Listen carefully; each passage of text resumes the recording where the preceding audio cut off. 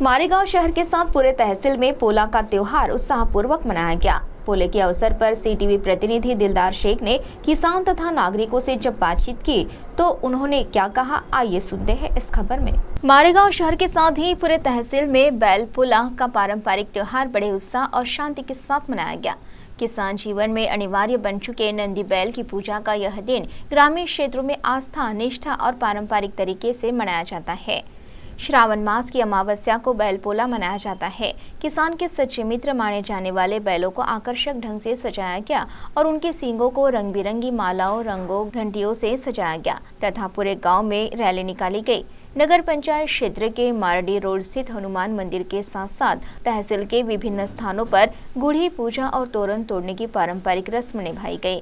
बैल जोड़ी के सामने गुड़ी की पूजा की जाती है और फिर बैल जोड़ी की मदद से तोरण तोड़ा जाता है, जो किसानों की संस्कृति में एक विशेष और लोक उत्सव का हिस्सा माना जाता है। इस अवसर पर सभी समुदायों के किसानों ने अपनी अपनी बैल जोड़ी के साथ कार्यक्रम में भाग लिया। इसी तरह घर घर में गुड़, तिलकुल, पूजन सामग्री और प्रसाद चढ़ाकर बैल की पूजा की गई। घर की महिलाओं ने पारंपरिक वेशभूषा में बैल की पूजा की और कृतज्ञता के प्रतीक के रूप में उसे धन्यवाद दिया। हालांकि त्योहार के उत्साह के बीच यह खेद व्यक्त किया जा रहा है कि आधुनिक युग के प्रभाव के कारण पारंपरिक बैल जोड़ियों की संख्या दिन प्रतिदिन कम होती जा रही है।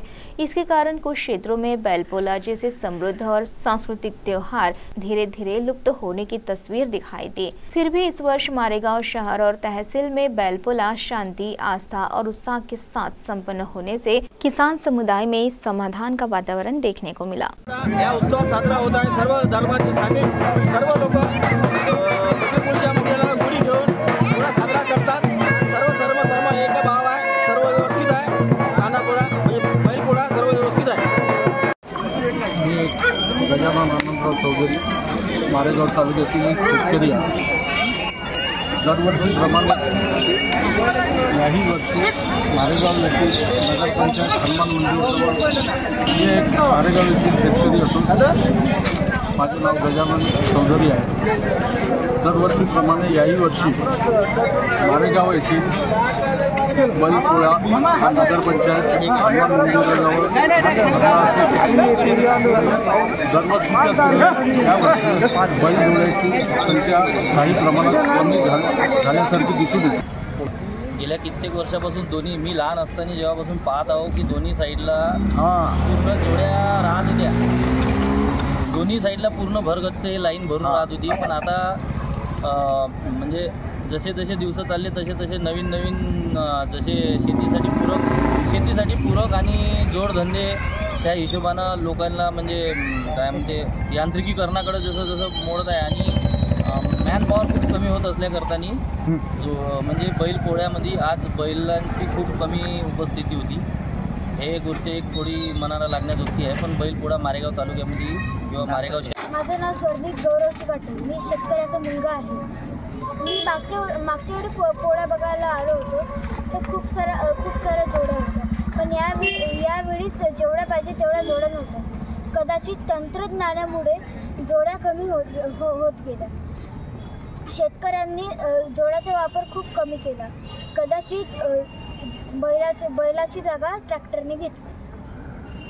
सगळ्या शेतकरी बांधवांना पोळ्याच्या खूप खूप शुभेच्छा। दरवर्षीप्रमाणे याही वर्षी पोळ्याचा सण उत्साहात साजरा करण्यात आला, पण जोड्याची संख्या कमी झाली, म्हणजे सण उत्साह कमी होत चालला शेतकऱ्यांमध्ये, कारण तो जोड्या कमी होत चालल्या आहे। आपण भारत हा कृषीप्रधान देश आहे व इथले नागरिक 70% नागरिक एक शेतकरी हा व्यवसाय करतात। तरी पण बैलजोडी सारखा बैलाचा पोळा हा कमी प्रमाणात साजरा करण्यात येत आहे। नमस्कार, मारेगाव येथे बैलपोळा नगरपंचायत हनुमान मंदिराजवळ हर वर्षीप्रमाणे भरलेला आहे, परंतु ह्या वर्षी कमी बैलाचा पोळा भरत आहे। आधुनिक जमान्यामध्ये बैलाचा उपयोग कमी होत आहे। आधुनिक अवजारे या माध्यमातून बैलपोळा हा कमी होता आहे। मी दिलदार शेख, सिटी न्यूज, मारेगाव।